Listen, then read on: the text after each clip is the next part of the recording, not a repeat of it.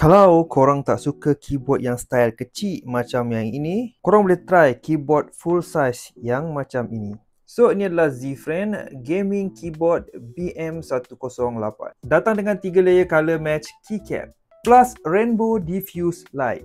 Bila on dalam gelap je terus nampak style. Walaupun keyboard ni harga dia bawah RM50 je, tapi design dia memang nampak premium. Walaupun design full size 108 key, dia tak adalah nampak bulky sangat pun.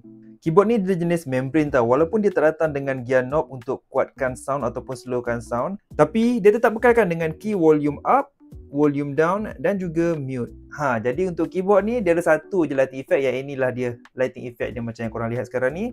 Dan kalau korang nak tutup dia punya lighting effect tu, korang tekan je FN dan tekan je arrow down macam ni, tekan sampai dia habis. Dan kalau korang nak on balik dia punya lighting effect tu, korang tekan FN dan tekan arrow up. Macam tu je lah cara dia. So macam yang aku bagi tahu tadi, keyboard ni adalah jenis membrane. So bila korang type memang tak ada bunyi apalah, senyap je. So kalau korang nak keyboard full size yang nampak mahal, yang ini korang memang boleh consider. Link aku dah letak dalam video ni, pergi beli sekarang.